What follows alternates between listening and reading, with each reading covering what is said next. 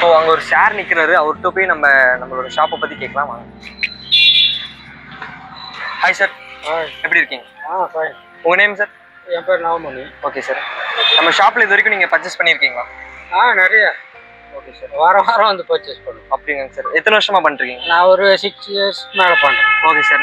உங்களோட எக்ஸ்பீரியன்ஸை சொல்லுங்கள் சார். நம்ம ஷாப்பில் நல்ல பிராண்டட் வரும், நம்ம எதிர்பார்க்குற அளவுக்கு பிராண்டட் கிடைக்கும். Okay sir.